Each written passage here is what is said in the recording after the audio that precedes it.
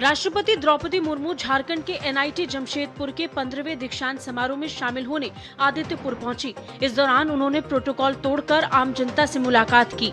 समारोह के बाद लौटते समय सरायकेला खरसावां जिले के आदित्यपुर स्थित आकाशवाणी चौक पर उन्होंने प्रोटोकॉल की परवाह किए बिना अपना काफिला रुकवाया और लोगों के बीच पहुंची।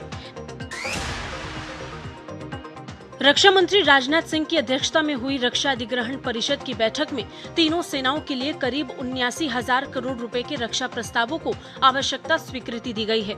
ये बैठक 29 दिसंबर को आयोजित की गई। भारतीय सेना के लिए loiter munition system, low level light weight radar, Pinaka MRLS के लिए लॉन्ग रेंज गाइडेड रॉकेट गोला बारूद और integrated drone detection and deterrence system mark 2 की खरीद को मंजूरी दी गई है। इनसे सेना की सटीक मारक क्षमता और ड्रोन रोधी सुरक्षा मजबूत होगी।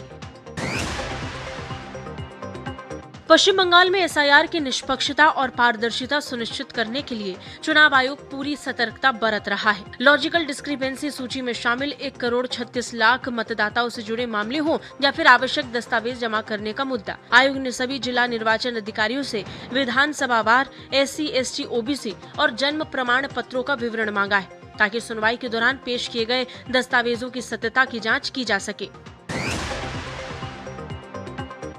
भारतीय नौसेना का पारंपरिक नौकायान पोत INSV कॉनडियन अपनी पहली विदेशी यात्रा शुरू कर रहा है। ये ऐतिहासिक पोत गुजरात के पोरबंदर से ओमान की राजधानी मस्कट के लिए प्रस्थान करेगी। प्रधानमंत्री मोदी ने इस मौके पर प्रसन्नता जाहिर करते हुए सोशल मीडिया प्लेटफॉर्म X पर लिखा, INSV कॉनडियन का ये सफर भारत के प्राचीन समुद्री विरासत का जीवंत उदाहरण है।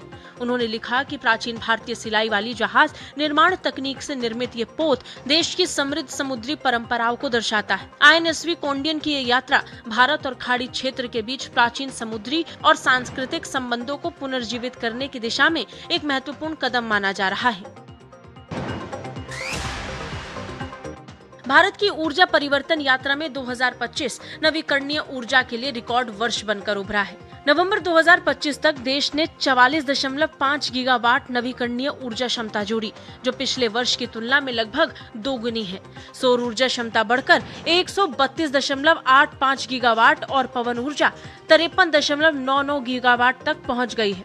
अगस्त 2025 में भारत ने 250 गीगावाट गैर जीवाश्म ऊर्जा क्षमता को पार किया था, जबकि कुल स्थापित बिजली क्षमता में गैर जीवाश्म स्रोतों की हिस्सेदारी 51.5% हो गई। सरकार 2030 तक 500 गीगावाट गैर जीवाश्म क्षमता के लक्ष्य की दिशा में तेजी से आगे बढ़ रही है।